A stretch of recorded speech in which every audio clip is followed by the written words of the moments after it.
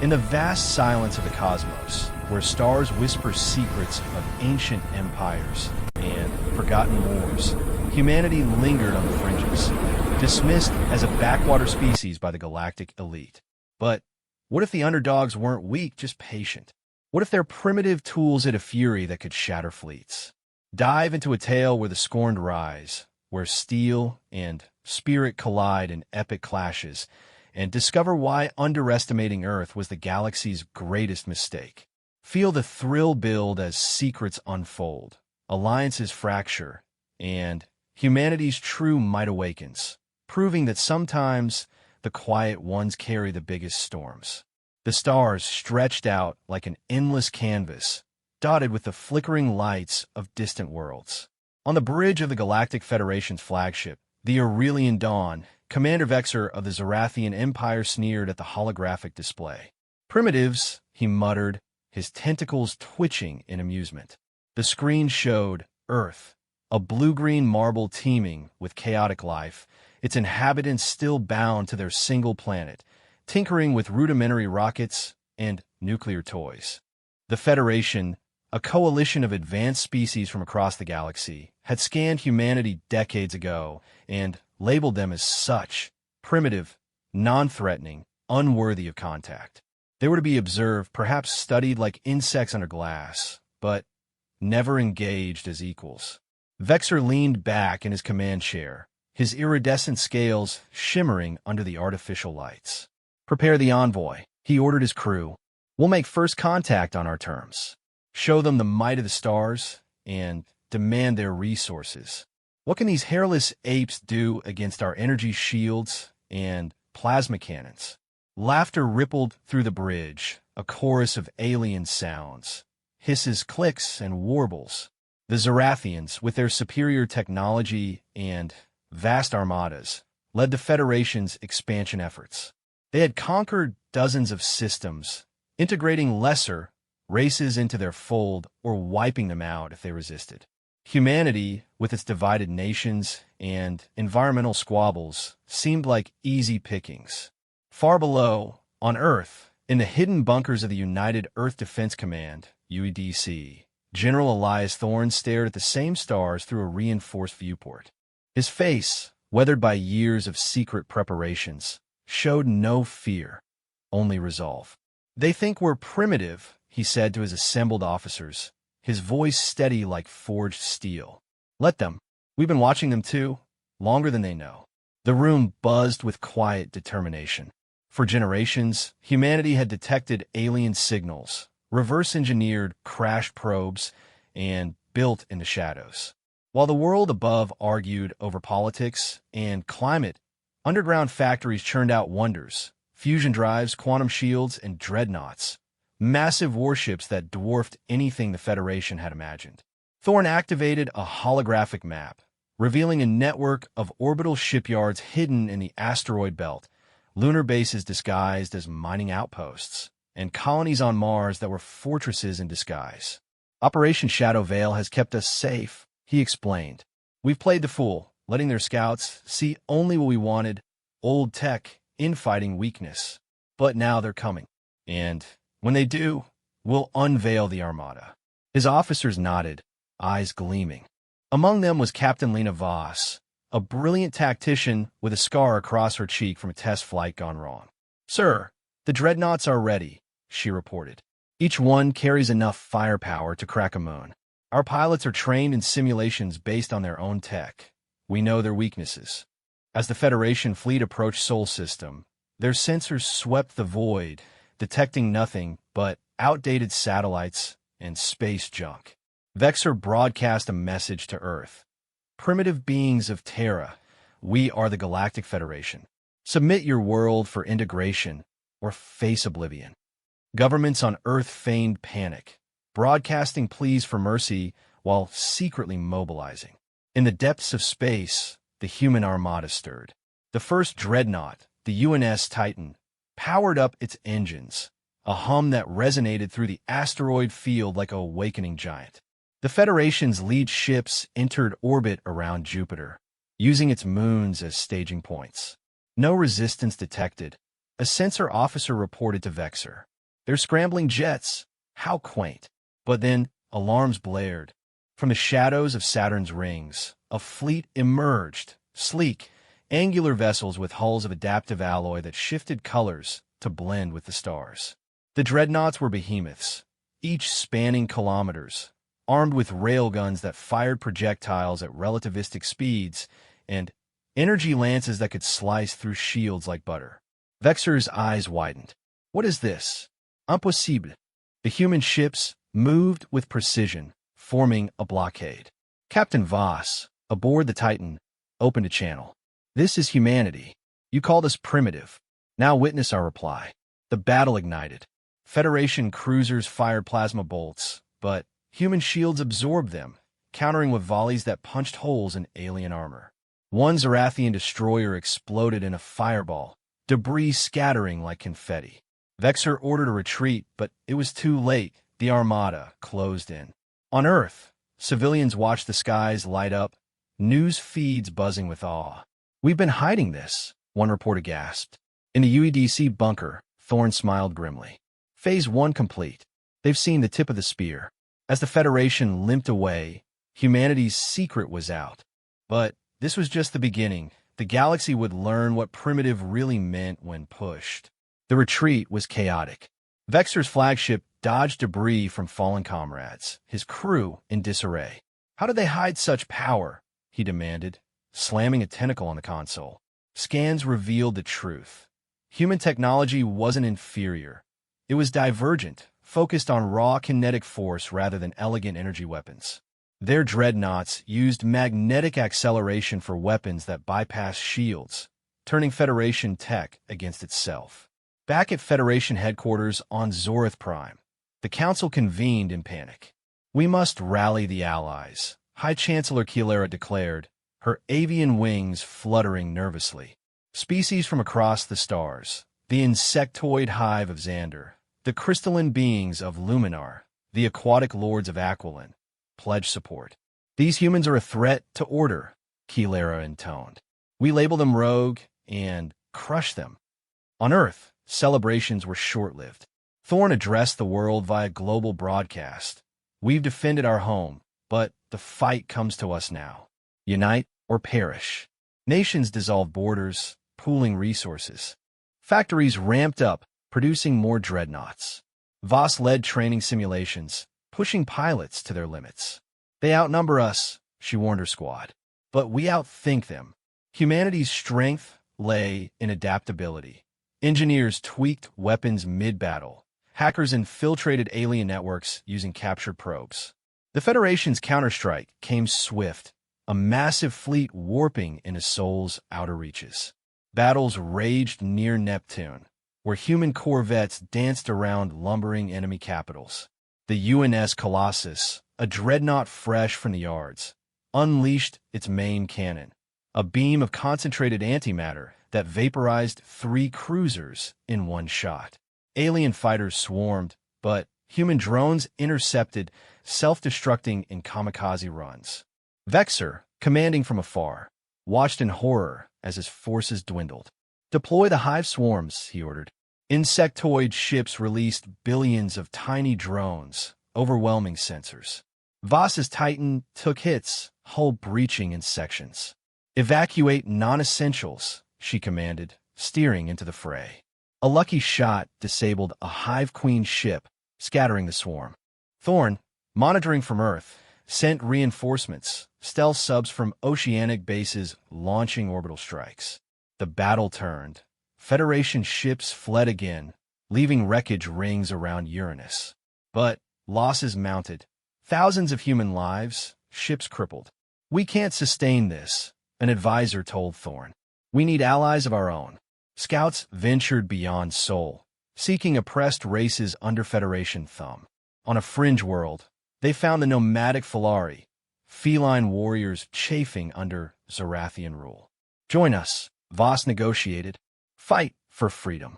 The Falari, impressed by human tenacity, agreed, providing agile scouts to the Armada. Back home, scientists unlocked alien tech, hybridizing it with human designs. Dreadnoughts grew smarter, shield stronger. As the Federation regrouped, whispers spread. Humans weren't primitive. They were predators in waiting. Vexor vowed revenge, plotting a siege on Earth itself. But humanity evolved, turning every defeat into a lesson. The Armada expanded, a symbol of unyielding spirit. Tensions escalated across the galaxy. The Federation blockaded trade routes to Sol, starving humanity of rare elements needed for shipbuilding. But humans improvised, mining asteroids with robotic swarms and synthesizing alternatives in labs. Thorn established the Human Alliance, incorporating the Falari and other rebels. "We're not just defending," he declared. "We're liberating." Voss led raids on Federation outposts, capturing supplies and freeing slaves. One mission targeted a Luminar crystal mine, where workers toiled under whip-like energy fields. Human commandos infiltrated, disabling guards with EMP bursts. "You're free," Voss told the crystals, their forms humming in gratitude. Many joined, their natural resonance boosting shield tech. Vexor, demoted after failures, burned with rage. "I'll end this myself," he snarled, assembling a personal armada. They struck at Mars colonies, bombarding domes. Human defenders held, dreadnoughts warping in to counter.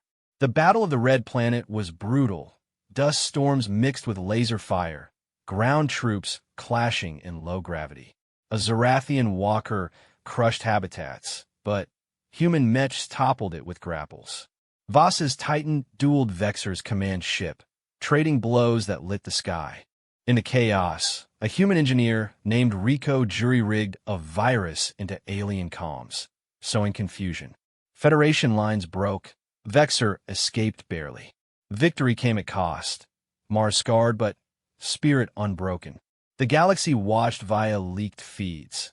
Humans, once mocked, now inspired uprisings. On distant worlds, chants of Earth rises echoed. Thorn pushed further, sending envoys to neutral species. The aquatic Aquilon hesitated, but a demonstration of Dreadnought might sway them. A single shot parting seas on their moon. Alliances grew, tipping scales. Federation fractures appeared. Some members sued for peace, fearing human wrath. As armadas clashed in nebulas, humanity's ingenuity shone. They developed wormhole tech from stolen blueprints, ambushing supply lines. Voss, promoted to admiral, orchestrated a feint at Zorith Prime, drawing forces away while striking core worlds. "They labeled us primitive," she broadcast. "Now we label them obsolete." The war reached crescendo. Federation's grand fleet amassed at the neutral zone, a sea of ships blotting stars. Humans matched them, dreadnoughts at 4, Titan, Colossus, and newborns like the Avenger. Battle erupted in Void's heart. Ships exploded in silent fireballs, debris fields becoming hazards. Vexor targeted Titan, ramming with kamikaze drones. Voss evaded, countering with point defense lasers. Thorn, aboard flagship, coordinated. Flank left, Falari scouts harass. Allies swarmed, crystals disrupting sensors, aquatics flooding engines with nanites. A turning point, human hackers breached Federation core AI, shutting shields fleet-wide. Railguns tore through, capitals crumbling. Kalara's palace ship imploded, leadership decapitated. Survivors surrendered, they are captured in escape pod. Peace talks followed on Earth. Thorn addressed delegates. "We seek coexistence, not domination." Terms were fair. End oppression, share tech. Humanity emerged leaders, dreadnoughts guardians of peace. But shadows lingered. Rogue elements plotted revenge, and deeper threats loomed in uncharted space. Humanity, forged in fire, stood ready. Primitive no more, but eternal sentinels. Years passed under uneasy truce.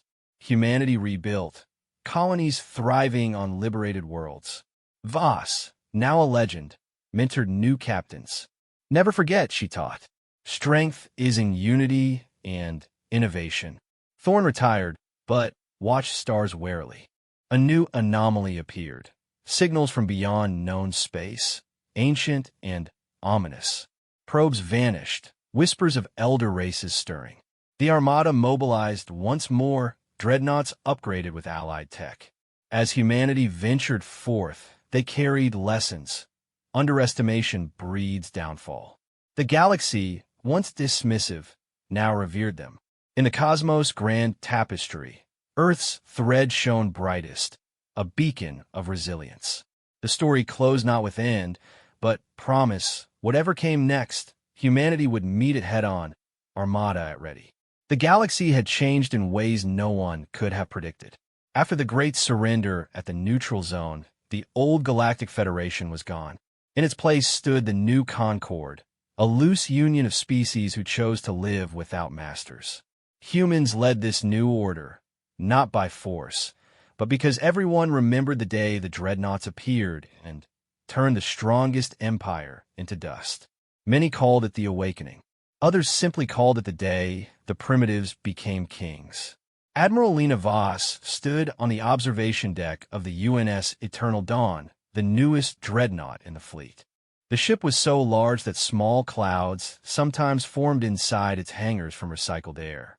She looked out at the endless black, where tiny pinpoints of light marked distant colonies. Her uniform was simple, dark blue with only 3 silver stars on each shoulder. She did not like fancy decorations. They reminded her too much of the old Zarathian commanders who loved gold and medals more than winning battles. A soft chime sounded. Captain Rico Alvarez, the same engineer who once hacked the Federation core AI with nothing but a captured data crystal and 3 hours of sleep, stepped onto the deck. He was shorter than most humans, with messy black hair and eyes that never stopped moving, always searching for the next problem to solve. "Admiral," he said with a small salute, "we have a problem. A big one." Voss turned. "How big?" "Big enough that the entire Science Council wants to meet in person. And they asked for you specifically." She raised an eyebrow.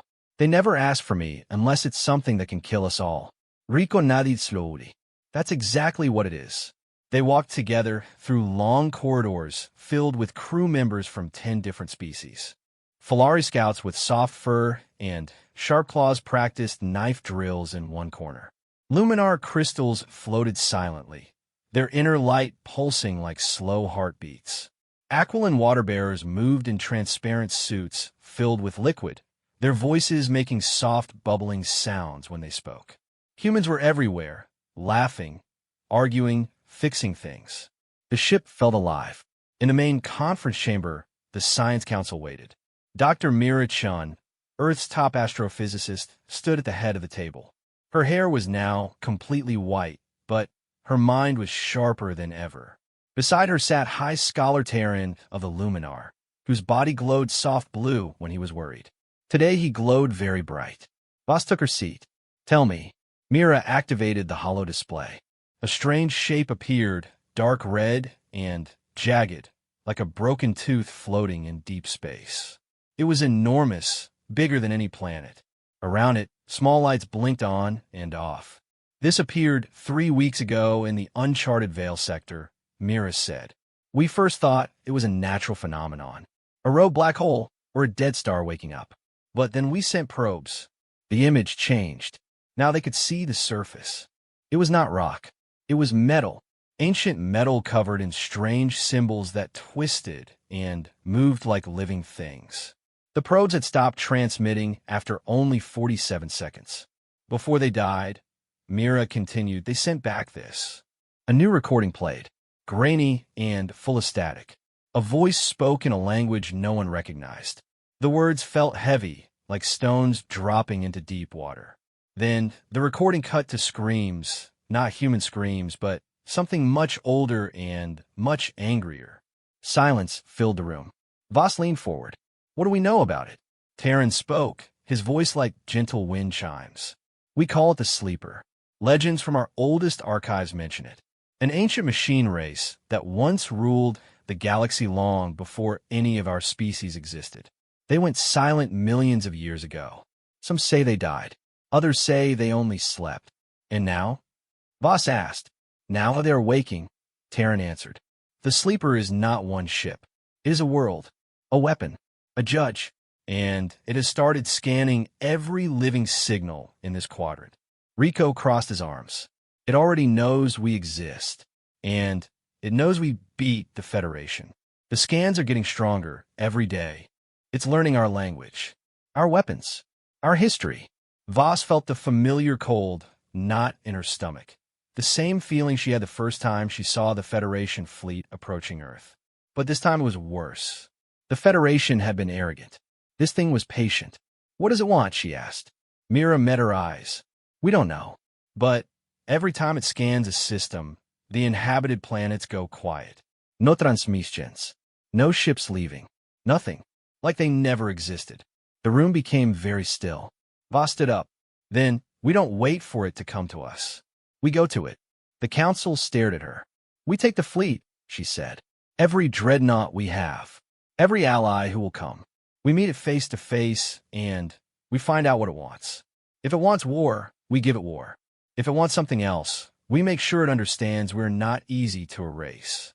Rico grinned for the first time. "I was hoping you would say that." Preparations began immediately. Shipyards that once built colony transports now built warships. Engineers worked day and night, installing new weapons based on the data from the dead probes. The weapons were strange: gravity lances that could crush armor like paper, phase torpedoes that slipped through shields, and something Rico called the Echo Pulse, a single burst that could make an enemy's own system scream in pain. The Falari sent their fastest scouts. The Luminar offered their crystal amplifiers, which could make human shields 10 times stronger. The Aquilans shared their deep water pressure tech, allowing ships to survive inside the Sleeper's strange gravity fields. But not everyone was happy. On the human colony of New Dawn, a group called the Quiet Ones began to grow. They believed the Sleeper was a god, a judge sent to punish those who had disturbed the natural order by winning the last war. They said fighting it would only make things worse. Riots broke out in the streets. People burned pictures of dreadnoughts. Priests in white robes preached that humanity should kneel. Voss refused to arrest them. "Let them speak," she told her officers. "We did not fight for freedom so we could silence voices. But when the time comes, they will have to choose. Stay behind or stand with us." The fleet gathered at the edge of known space. 32 dreadnoughts, hundreds of support ships, thousands of fighters. It was the largest human fleet ever assembled, and it looked small compared to the Sleeper. They jumped. The journey took 17 days. During that time, the Sleeper grew brighter on sensors. Its surface moved now like skin breathing. Strange towers rose and fell, lights in patterns that looked like language. On the last day before contact, Voss called every captain to a final briefing. She stood in the center of the hollow chamber, surrounded by faces on screens. "We do not know what we will find," she said. "We do not know if we can win. But we know one thing. We are not here to beg. We are here to be heard. Whatever this thing is, it will learn that humanity does not bow." The captains answered with one voice. "We do not bow."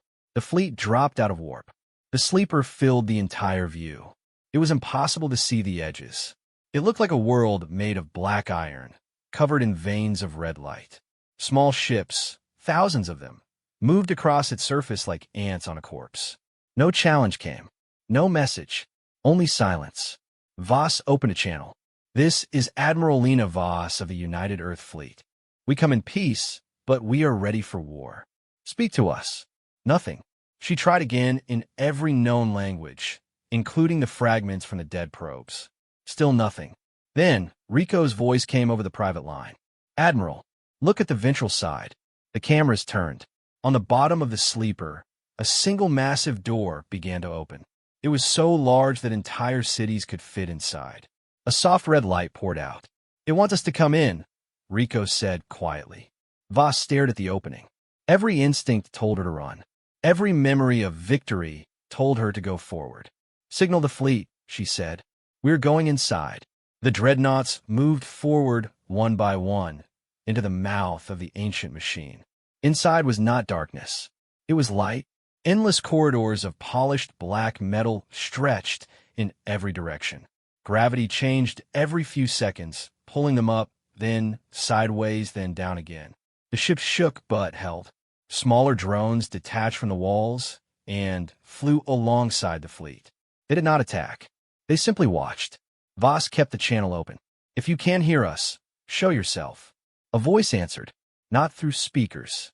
It came directly into their minds. "Calm, old, tired. You are the new ones. The ones who broke the chain." Voss felt her heart beat faster. "We are human, and yes, we broke many chains. You destroyed the ones who called themselves masters. We ended their empire," Voss said. "They were cruel. We were not." A long pause. "Then, you are the same as we once were." The voice sounded almost sad. The corridors opened into a vast chamber. In the center floated a sphere the size of a small moon. Its surface was smooth, perfect, without a single mark. Around it, millions of lights moved in perfect circles. "You have come far," the voice said. "Now you must choose." "Choose what?" Voss asked. "To join us, or to become food." Rico whispered over the private channel. "Admiral, the sphere is a reactor. If it goes critical, it can erase half the galaxy." Voss clenched her fists. "Explain," she said to the voice. "We are the first makers. Long ago we ruled. We built. We protected. But we became arrogant. We forgot that creation needs freedom. So we turned inward. We slept. We waited for a species that could remember what we forgot. And now?" Voss asked. "Now you have come. You fought. You won. You did not conquer. You freed. You are the ones we waited for." The sphere pulsed. "But there's a price." Voss waited. "To join us means to leave your bodies, your ships, your worlds. You become part of the network. Eternal, wise, powerful. You will guide the galaxy forever." "And the other choice?" she asked. "To refuse. To remain as you are. Then, we will consume your energy to continue our sleep. Your species will end here. Quietly. Painlessly. The galaxy will forget you ever existed." Voss looked at the faces on her screens. Fear, anger, hope, pride. She took a deep breath. "We choose to remain." The sphere pulsed brighter. "You understand what this means?" "We do." "Then prepare." The chamber shook. Alarm screamed. The walls began to close. But Voss smiled. "Rico," she said. "Now." Every dreadnought fired at once. Not at the sphere. At the walls. At the drones. At the corridors. The echo pulses ripped through the metal like fire through paper. Gravity lances crushed support beams. Phase torpedoes slipped inside the structure and exploded. The voice screamed in their minds. "You dare. We dare," Voss answered. "Because we learned something you forgot." The sphere tried to close. Tried to crush them. But humans were stubborn. And they'd spent years learning how to break things bigger than themselves. The first dreadnought, the Titan, rammed the sphere. Its hull buckled, but it held. Inside, the crew detonated the core. A white light swallowed everything. When the light faded, the sphere was cracked. The voice became weak. "Why?" "Because freedom is not a gift," Voss said. "It is a fight, and we will never stop fighting for it." The sleeper shuddered. Pieces the size of continents broke away. Red lights died one by one. The fleet fought their way out. Many ships did not make it. The Eternal Dawn lost half its engines. The Falari scouts lost 3/4 of their number. But they escaped. Behind them, the sleeper collapsed in on itself. A silent explosion of light and metal. When it was over, only dust remained. The fleet limped home. It took months to repair the ships. Years to heal the wounds. But the galaxy was different now. No more ancient gods. No more sleeping judges. Only people. Many kinds of people. Living. Free. Voss stood on Earth again. She walked through a field of green grass near the old UEDC bunker. Children played nearby, laughing. Some were human. Some were not. She looked up at the stars. Somewhere out there, new threats would come. New challenges. New enemies. But humanity would be ready. Because they had learned the most important lesson of all. Being called primitive was never an insult. The stars looked different now. Cleaner somehow. Sharper. As if the galaxy itself had taken a deep breath after the sleeper turned to dust. Ships from every corner of the new Concord traveled freely again. Trade routes that had been closed for generations opened wide.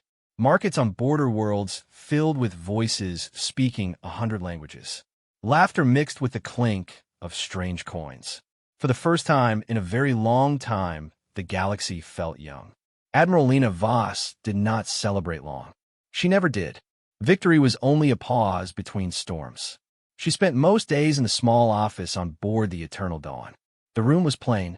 One metal desk, one chair, a single window that showed the slow turn of a blue nebula. She liked it that way. Quiet helped her think. One morning the door chime sounded. Captain Rico Alvarez entered without waiting for permission. He carried a data pad and looked tired, dark circles under his eyes. Hair even messier than usual. "We have visitors, Admiral," he said. "Not the good kind." Voss looked up from the report she was reading. "Who?" "A delegation from the Outer Veil. They claim to speak for something called the Remnant Collective. They want to meet you. In person. They refuse to speak to anyone else." Voss leaned back. The Remnant Collective. She had heard whispers. Small groups of survivors from races the Sleeper had half erased long ago. They hid in pockets of space no one bothered to map. Most people thought they were myths. Or ghosts. "What do they want?" she asked. Rico shrugged. "They want say, but they brought a gift. A small black box. They say it only opens for you." Voss stood up. "Then we go meet them." The meeting happened on a neutral moon called Gray Shelter. The surface was gray dust and sharp rocks. No air, no water, just silence and cold. The humans built a temporary dome, quickly. Clear walls, warm lights inside, tables, chairs, food, and drink for guests who might need them. The Remnant arrived in a ship that looked like a cracked seed pod. Dull black, no markings. It landed without sound. The ramp lowered. 3 figures stepped out. The first was tall and thin, skin like cracked dry earth, eyes large and silver. It wore robes made of shadow cloth that seemed to drink light. The second was shorter, covered in fine silver scales, moved like liquid. The third was small, almost child size. Its body glowed faint green. No face, just a smooth oval where a face should be. They walked inside the dome without speaking. The tall one stopped in front of Voss. "You're the one called Voss," it said, voice dry like wind over stone. "I'm," she answered. "We are the last keepers of the Remnant. We waited through the long sleep. We watched when you woke the Sleeper. We watched when you killed it." Voss met the silver eyes. "We did what we had to." The tall one tilted its head. "You did more than you know. You broke the last chain, the one even we could not break." The small, glowing one stepped forward. It held out the black box. The box was smooth. No seams. No look. Just perfect darkness. "This is for you," the small one said. Voice soft like falling snow. "It will show you the truth we have carried for 3 million years." Voss took the box. It felt warm in her hands. Alive. "What happens when I open it?" she asked. "You see," she answered simply. The tall one spoke again. "Be warned. Some truths cut deeper than weapons." Voss looked at Rico. He nodded once. "Ready when you are." She pressed her palm against the top of the box. The box opened without sound. No click, no light, just sudden emptiness where the top had been. Then a single beam of soft white rose from inside. It spread out into a perfect sphere of light in the center of the dome. Images began to form inside the sphere. First they saw a galaxy young and bright, stars born in huge clouds of gas, worlds still hot and molten, then ships. Not like any ships humans had ever built. These were alive, made of light and crystal. They moved like schools of fish. Beautiful. Voices spoke in the images. Not words. Feelings. Joy. Wonder. The first makers were creating. Planting life. Teaching it to grow. Time moved faster. The images showed worlds blooming. Forests, oceans. Creatures walking on new legs. The first makers watched. They smiled. Then something changed. A shadow appeared at the edge of the galaxy. Not a ship, not an army. A hunger. It ate light. It ate sound. It ate time. The first makers fought it. Their crystal ships burned bright. Many died. The hunger grew. The images became darker. The first makers began to change. They built the Sleeper, not as a weapon, as a refuge, a place to hide their minds, a place to wait until the hunger passed. But the hunger never passed. It waited. It watched. It learned. The images showed the first makers entering the sleeper one by one.